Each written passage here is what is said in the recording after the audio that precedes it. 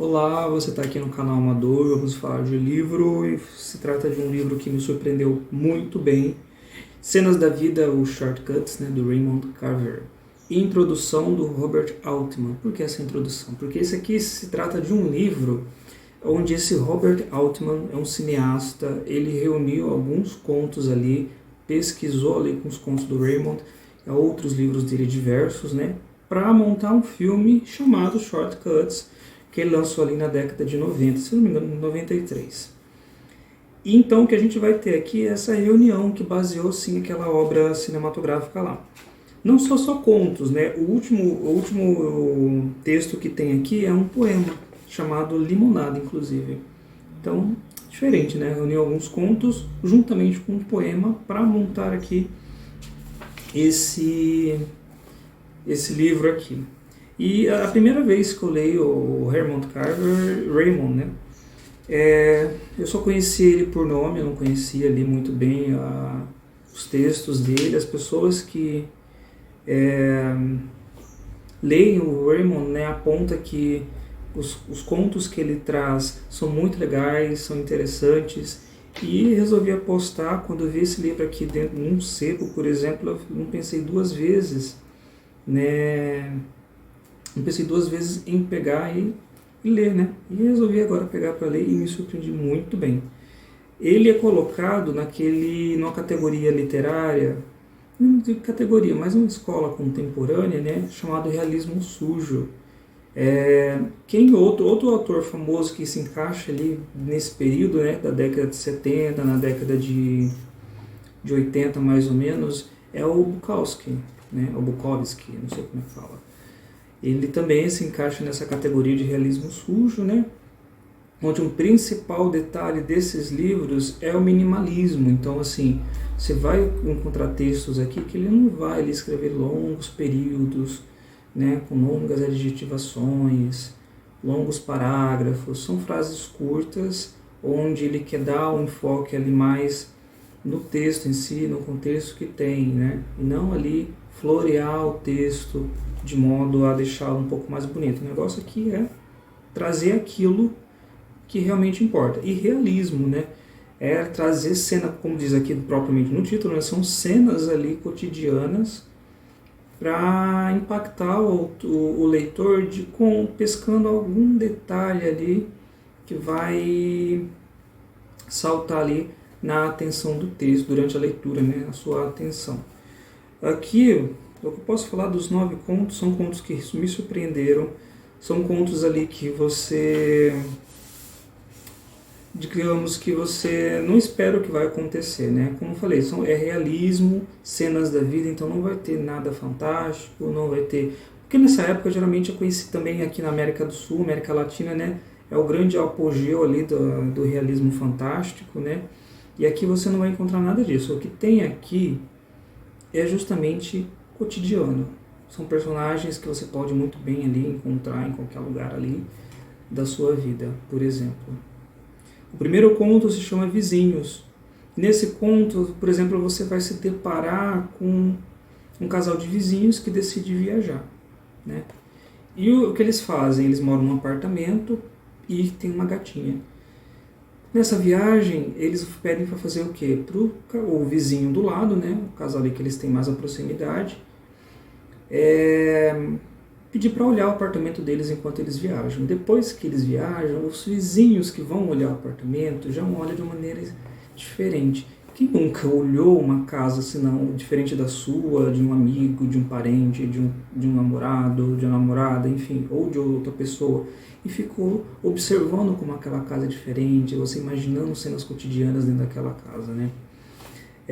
O próximo conto, chamado Eles Não São Seu Marido, e o Vitaminas, são os dois próximos contos, se tratam de casais, né, onde eles passam ali, por exemplo, eles não são o seu marido, o marido vai onde a mulher trabalha como garçonete, acaba lidando com algumas impressões ali de outras pessoas a respeito do corpo da própria mulher, e com isso ele vai ali, de certa maneira, não digo que manipulando, mas vai ali, contornando um pouquinho a própria vida da mulher de modo a chegar onde ele quer chegar. E vitaminas também, né?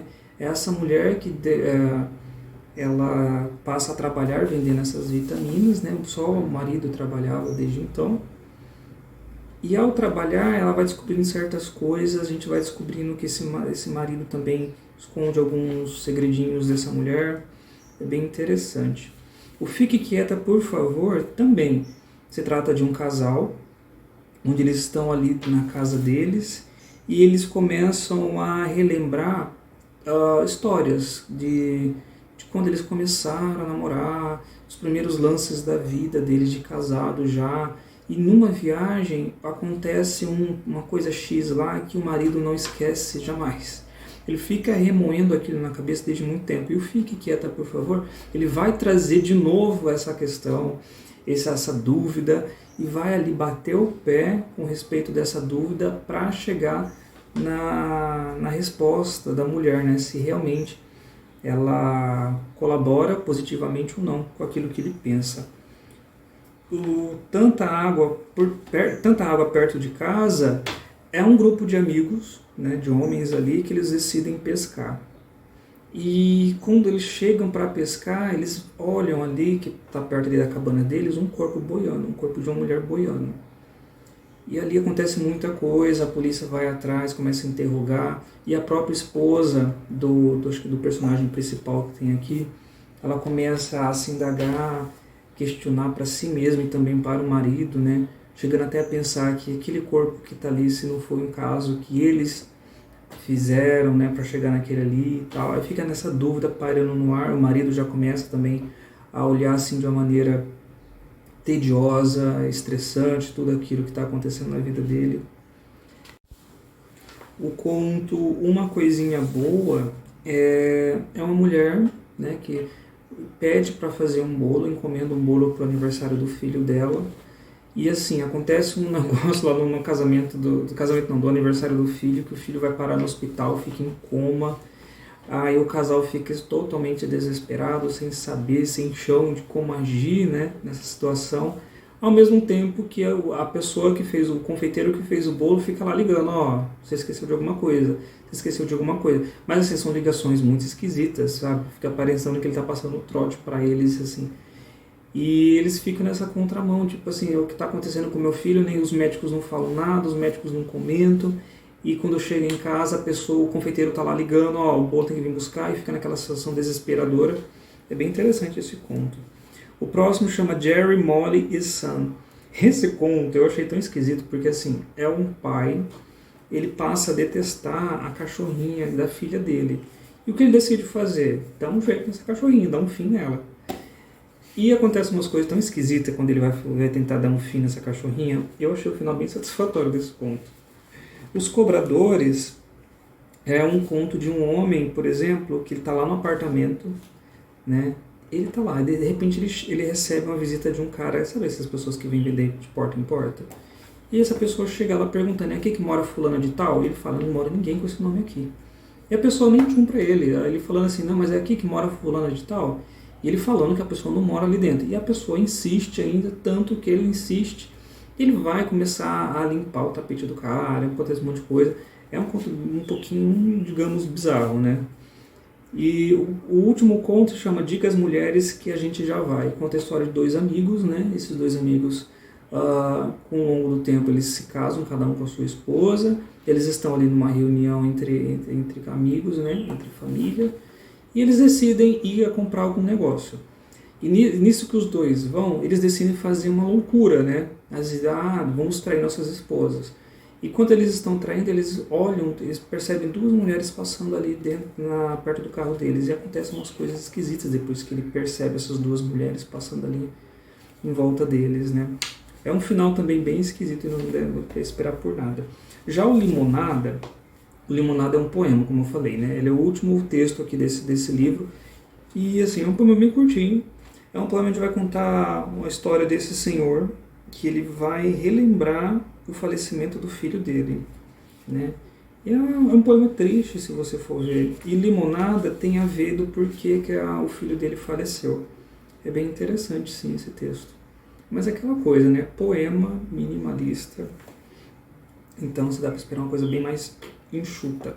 Como eu falei, são contos ali que não trazem coisas assim extraordinárias, fantásticas ou grandes clímax, por exemplo. São 9 contos em que ele vai se basear propriamente no cotidiano dessas pessoas e num ponto desse cotidiano vai acontecer alguma coisinha ali X que vai tomar a atenção desses personagens, né? Por exemplo, dos vizinhos, você vai ver eles ali tomado pela tentação de estar dentro daquele ambiente, naquele outro apartamento que ele tanto tinha curiosidade. No conto da mulher que pede o bolo pro confeiteiro e acaba acontecendo um acidente com o filho dela, lidar com a atenção e remoer tudo aquilo que está acontecendo, de prestar atenção no que está acontecendo com o filho, ninguém fala nada, ao mesmo tempo chegar em casa, o confeiteiro tá assim, ó, tô nem aí, eu tenho que vir buscar o bolo, sabe? E também tem, por exemplo, o conto do pai que pega a cachorrinha da filha, e se dá para ver o quanto ele é indiferente ao sentimento da filha com esse cachorrinho, indiferente também às questões de casamento e relacionamento aqui dentro, né? Haja traição, haja as pessoas remoendo traição, né? Remoendo esses relacionamentos que com o tempo ali vão se deteriorando ali, né? Então é propriamente isso, cenas da vida, né? Então ele quer tratar desse tipo de realidade e trazer no mínimo possível. Ele não quer florear o texto ali, trazer grandes reflexões a respeito, não. Ele quer trazer isso aqui, ó, é isso aqui que eu tenho para te dar. Chega a ser bizarro, alguns contos, você se pega rindo de situações que você pensa, não é possível que isso está acontecendo, né? E é legal também que os textos não trazem nem vilões e nem mocinhos, né? Dependendo do ponto de vista ali, de como a história vai te guiar, você vai ver que são personagens ali que podem sim estar transitando entre a vilanice, entre ser mocinho e tudo e tal. É um texto muito legal. Eu pretendo sim procurar outros contos do próprio Raymond. Tem uma coletânea dele pela Companhia das Letras, né, contendo vários contos dele.